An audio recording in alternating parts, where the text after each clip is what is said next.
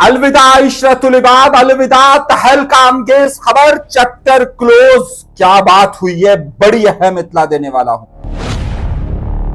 क्या Pakistan peoples party में ये बड़ा अदाकार शामिल हो चुका है या नहीं हुआ है? एक अहम रिपोर्ट। जुर्म की दुनिया में किसने कदम रखा, ये भी एक बात है।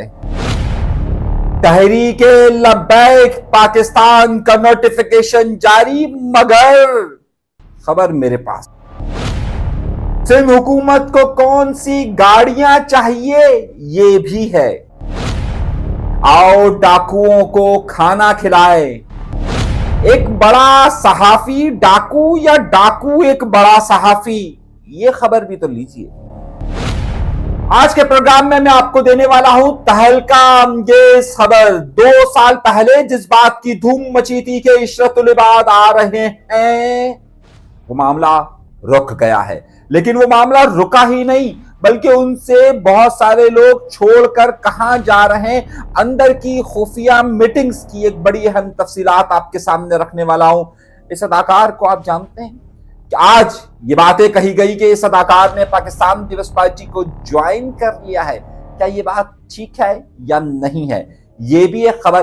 तहरीके लब्बैक पाकिस्तान के हवाले से पाबंदी का नोटिफिकेशन तो आ गया, मामला क्या अब सुप्रीम कोर्ट में जाएगा और तहरीके लब्बैक इस हवाले से क्या बात कर रही है, अहम खबर आपके सामने रखने वाला हूं।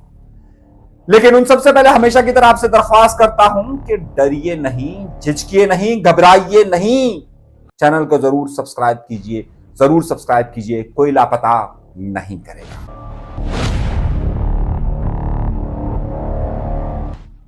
आइए गुफ्तगू सिलसिले का अहम आगाज करते हैं अपने परवरदिगार के शुक्र से। आज के प्रोग्राम में मैं आपको बताने वाला हूं तहलका अंगेज खबरें, और हर बार की तरह वो खबर जो किसी के पास नहीं होती। आज पूरे पाकिस्तान के अंदर सोशल मीडिया से लेकर टीवी चैनल्स की ये खबर जीनत बनती रही कि बिल आखिर वफाकी काबीना के बाद वफाकी हुकूमत ने तहरीके लब्बैक पाकिस्तान को पर पाबंदी आयद कर दी है।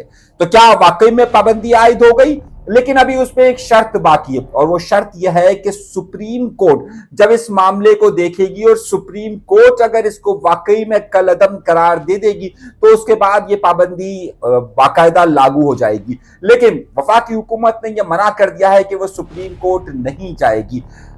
मगर मेरे पास आई है एक तहलका अंगेज खबर। आप इस वक्त हुकूमत का मौक़िफ़ हर जगह पर देख रहे होंगे, आप इस वक्त देख रहे होंगे तमाम लोगों का मौक़िफ़, लेकिन एक सहाफ़ी के तौर पर हमारी जिम्मेदारी ये जरूर बनती है कि हम तहरीके लब्बैक पाकिस्तान का भी मौक़िफ़ शामिल करें। तहरीके लब्बैक पाकिस्तान ने यह बात कही है कि अगर हुकूमत सुप्रीम कोर्ट नहीं जाएगी तो तहरीके लब्बैक पाकिस्तान सुप्रीम कोर्ट जाएगी और अपना केस सुप्रीम कोर्ट में लड़ेगी कि आखिर हमारे ऊपर पाबंदी क्यों आयद की गई है। ये किसने कहा है? ये कहा है तहरीके लब्बैक के एक अहम रहनुमा ने हमसे होने वाली गुफ्तगू में, और हमसे जो गुफ्तगू हुई है उसमें वाज़ेह तौर पर तहरीके लब्बैक पाकिस्तान की मरकजी क़यादत के 2 रहनुमाओं ने हमसे गुफ्तगू करते हुए कहा है कि हम आखिर वक्त तक अपने सियासी हुकूक की जिद्दोजहद जारी रखेंगे, हम उससे पीछे नहीं हटेंगे, और हम तहरीके लब्बैक पाकिस्तान के हवाले से सुप्रीम कोर्ट का दरवाजा जरूर खटखटाएंगे। ये बड़ी अहम ब्रेकिंग न्यूज मैं आपको दे रहा हूं, और ये सारी की सारी तफसीलात मैं आपके सामने वाज़ेह तौर पर इसलिए रख रहा हूं क्योंकि ये जो इत्तलात आई है उसके बाद का पस मंजर क्या है। अब आइए एक बड़ी खबर की तरफ। मैंने सबसे पहले आपको वीलॉग कर कल के प्रोग्राम में ये बताया था कि कल रात को, यानी कि कल जो तारीख थी 23 तारीख थी, कल, जी हाँ, कल 23 तारीख को, और मैंने आपको प्रोग्राम किया था और मैंने कहा था रात को अनीस कायम खानी साहब जा रहे हैं सुरजानी, और उसमें वो इस बात का ऐलान करेंगे कि 1 नवंबर को जो प्रोग्राम होने वाला है उसमें तमाम लोग शामिल हो। और मैंने आपको पहले कहा था क्योंकि ये प्रोग्राम भाईजान का है तो जाहिर है भाईजान के लिए दोनों लोग वहां पर जमा होंगे, और ये बात तय थी, ये बात तय थी। उसके बाद अनीस कायम खानी साहब ने मेरी खबर की तस्दीक की, और उसके बाद उन्होंने क्या कहा है ये जरा सुन लीजिए, फिर मैं आपको उससे भी ज्यादा आगे की खबर देने वाला हूं जो आपको बताएगी। सुरजानी में 1 तारीख को इनका एक वर्कर इजलास हो रहा है जिसमें गवर्नर सिंह, कामरान खान टसोरी आ रहे हैं। उसमें सब लोग बड़ी तादाद में शिरकत करो।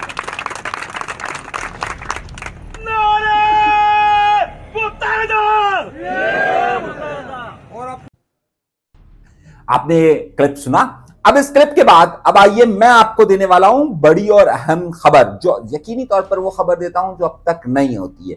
अब उस खबर के में दो बातें बड़ी अहम थी। सबसे पहला एक अहम नुक्ता ये था कि क्या मुस्तफा कमाल साहब ऑन बोर्ड है इस सारी सूरत हाल के लिए या नहीं है। इतलात ये मौसूल हुई है कि फिलहाल सबका स्टेटस रुका हुआ है और इस वक्त अनीस खानी साहब ने तो हाँ कर दिया है, लेकिन मुस्तफा कमाल साहब ने अभी तक इस हवाले से कोई जवाब नहीं दिया। दूसरी तरफ एक अहम बात यह है कि एमक्यूएम की तरफ से अमीनुल हक साहब का एक बयान जो कि उन्होंने 22 तारीख को आज से 3 महीने पहले दिया था, वो एक क्लिप आज एमक्यूएम के सोशल मीडिया ने वायरल किया है। दर हकीकत जवाब दर जवाब है, मगर इस वक्त एमक्यूएम के ऑल अबाउट एमक्यूएम पर यानी एमक्यूएम के फेसबुक पेज पर, जहां पर पीएसपी और एमक्यूएम के दोनों लोग वहां पर एडमिन के तौर पर मौजूद है, एडिटर के तौर पर मौजूद है, दोनों एक दूसरे के खिलाफ जंग बदस्तूर जारी रखे हुए। मगर मामला अभी यहां नहीं आ रहा। आ रही है एक बड़ी और अहम खबर, और बड़ी और अहम खबर यह है कि अलविदा अलविदा इशरतुल इबाद अलविदा, यानी कि अहम नुक्ता यह है कि इशरतुल इबाद साहब के जिनके मुतालिक आज से 2 साल पहले जगह जगह पोस्टर, मुख्तलिफ इवेंट्स, तमाम चीजें होना तेजी के साथ शुरू हुई थी और ये कहा जा रहा था बकौल उनके अपने जरायों के कि जनाब वाला इनके ऊपर आशीर्वाद है और ये आ रहे हैं, ये एमक्यूएम की क़यादत संभालेंगे और ये नई पार्टी मेरी पहचान मेरे पाकिस्तान के नाम से आ रहे हैं और उसके बाद ये एमक्यूएम में आ जाएंगे और एमक्यूएम के सरबराह हो जाएंगे और ये मामला हो जाएगा। जनाब वाला तहलका अंगेज खबर देने वाला हूं। तहलका अंगेज खबर यह है कि आज यानी कि जब मैं आपसे गुफ्तगू कर रहा हूं, वो लोग के जो इशरतुल इबाद साहब के साथ शुरू में कनेक्ट हुए थे उसमें से अक्सरियत ने आज खास तौर पर इशरतुल इबाद को अलविदा कह दिया है। ये मैं तहलका अंगेज खबर आपको दे रहा हूं। उनमें से अक्सरियत ने अपने इस्तीफे दे दिए हैं, मगर खबर ये नहीं है मेरे भाई। तो क्या इशरतुल इबाद का चैप्टर क्लोज हो गया? क्या इशरतुल इबाद अब नहीं रहेंगे? क्या इशरतुल इबाद अब सियासत नहीं करेंगे? इशरतुल इबाद साहब के पास अब गिने चुने लोग रह गए हैं और उन गिने चुने लोगों के बाद जो कि एमक्यूएम के वो लोग कि जो कि उस वक्त काम नहीं कर रहे थे, वो बाद में इशरतुल इबाद को उन्होंने ज्वाइन किया, वो सब किस्म से अक्सरियत अब हट गई है। लेकिन इशरतुल इबाद साहब का उनके साथ बहुत सारे शिकवे शिकायत है, मगर मेरी खबर ये नहीं है, खबर उससे बढ़कर है। तो ये जो लोग निकल रहे हैं वो कहां जा रहे हैं? जनाबे वाला 1 नवंबर को जो एमक्यूएम पाकिस्तान अपना प्रोग्राम कर रही है और खास तौर पे जिस प्रोग्राम को ऑर्गेनाइज कामरान टेसूरी यानी कि भाईजान ने किया है, उस भाईजान ने ही वजह से एमक्यूएम का ये धड़ा और पीएसपी का ये धड़ा दोनों ने कहा है कि वो उस प्रोग्राम में शरीक होंगे। तो मेरे भाइयों मेरे दोस्तों जरा गौर से सुनना, इशरतुल इबाद से जो लोग निकल कर जा रहे हैं, मैं आपको बाकायदा बाखबर जादूगरनी से ये खबर दे रहा हूं कि वो तमाम के तमाम लोग जो निकले हैं उसमें से अक्सरियत 1 नवंबर को बाकायदा एमक्यूएम पाकिस्तान के सुरजानी में होने वाले प्रोग्राम में शमूलियत इख्तियार करने का ऐलान कर रहे हैं, यानी कि घर वापसी का ऐलान कर रहे हैं। आप सोच रहे होंगे ये वापसी करवाई किसने? खबर अभी है, अभी जिंदा है। सही है, आगे का जुमला आपको मालूम होगा।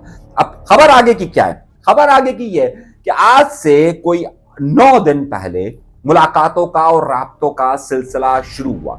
ये राब्ते पहले हो रहे थे, लेकिन अब इन राब्तों में आना शुरू हो गई शिद्दत, और इन राब्तों की वजह से ही इस बात का फैसला हुआ कि जनाबे वाला पहली मुलाकातें इनकी एक सतह पर हुई, उसके बाद डॉक्टर फारूक सत्तार साहब के घर में ये मुलाकातें हुई और उसके बाद इसको हतमी शक्ल आज से 1 हफ्ते पहले दी गई। और उस 1 हफ्ते पहले जो शक्ल दी गई उसमें खास तौर पर गवर्नर कामरान टेसूरी यानी भाईजान के यहाँ पर इनकी मुलाकात का सिलसिला शुरू हुआ और ये मुलाकात हतमी शक्ल इख्तियार कर गई। उसके बाद कामरान टेसूरी साहब चले गए इस्लामाबाद और उसके बाद फारूक सत्तार साहब से इनकी फिर मुलाकातें हुई और उसके बाद यह तय हुआ कि ये सब इशरतुल इबाद को अलविदा कहेंगे और शामिल होंगे एमक्यूएम में। खबर दे रहा हूं मैं आपको, ये पूरी खबर की तफसीलात मैं आपको दे रहा हूं। तो अब एमक्यूएम पाकिस्तान को यकीनी तौर पर सुरजानी के प्रोग्राम के हवाले से या उस प्रोग्राम के हवाले से ये तमाम लोग एक जगह पर इस तरीके से नजर आए। हमने इन तमाम लोगों में से चंद लोगों से गुफ्तगू की और हमने इनसे तमाम चीज़ें अपनी खबर की कंफर्मेशन चाहिए, जिसके बाद हमारे पास ये खबर कंफर्म हुई कि अभी जब मैं आपसे गुफ्तगू कर रहा हूँ 24 अक्टूबर के दिन, आज के दिन ये तमाम के तमाम मामला बिल्कुल उसी तरीके से हैं जिस तरह मैं बता रहा हूँ। अगर कल या परसों में उसमें कोई बड़ी तब्दीली रोनुमा होती है तो अल्लाह जाने, लेकिन आज की ताज़ा तरीन इत्तलात और ताज़ा मालूमात और ताज़ा खबर ये है।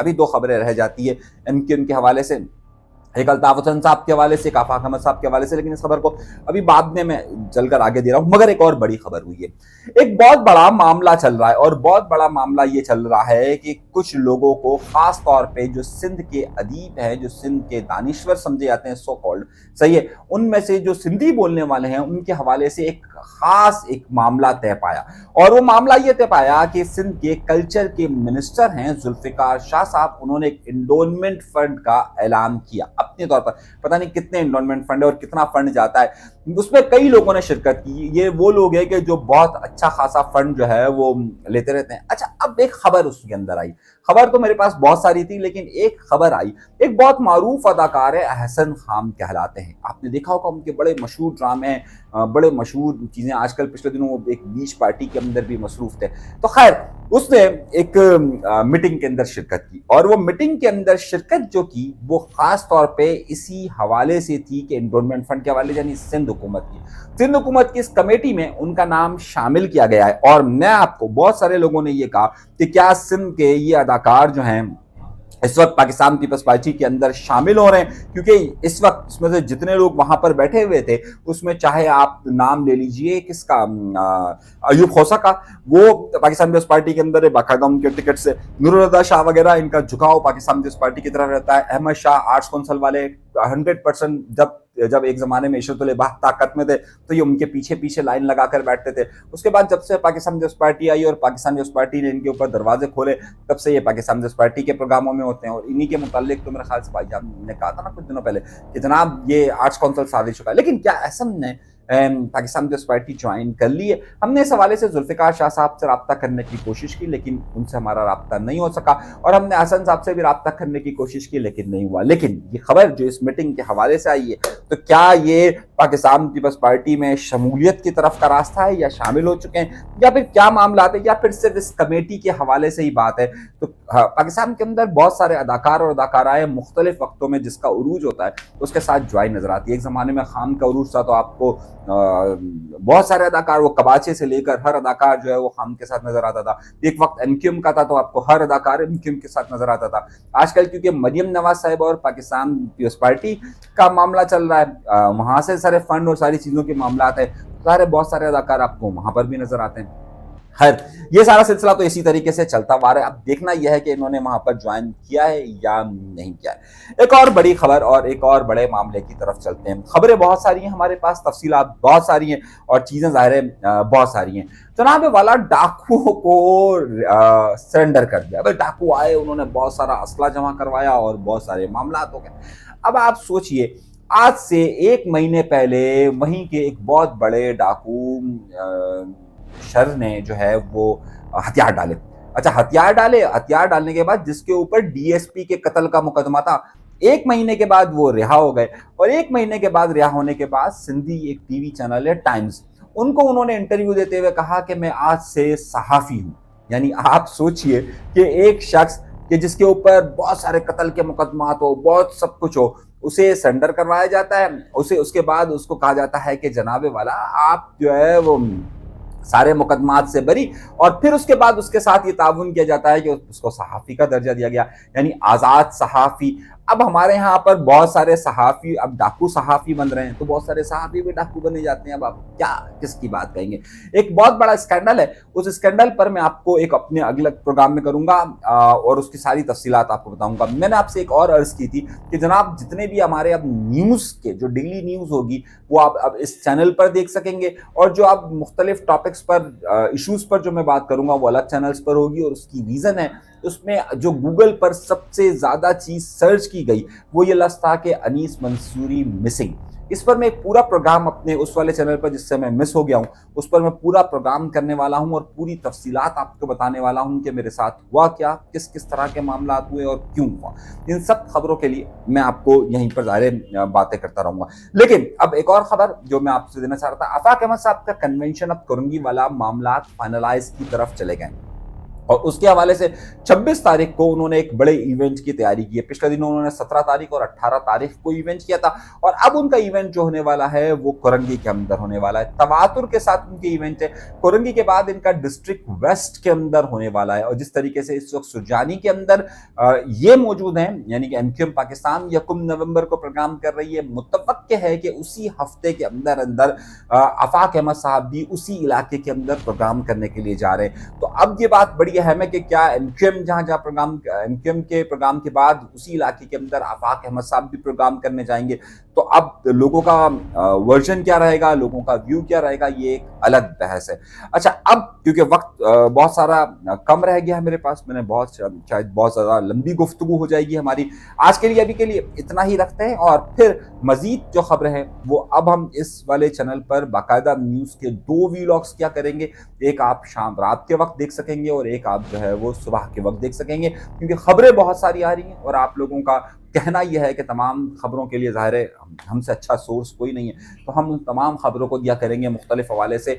और जो वो वाला चैनल है उस पर मैं आपको पूरी अपनी मिसिंग की कहानी बताऊंगा कि क्या सारा सिलसिला शुरू हुआ है। अभी के लिए दीजिएगा इजाज़त। अल्लाह तबारक व तआला आप सबको खुश खुरम रखे, आबाद रखे, सलामत रखे, कायम रखे। चैनल सब्सक्राइब जरूर कीजिए। इजाज़त दीजिए। अल्लाह ने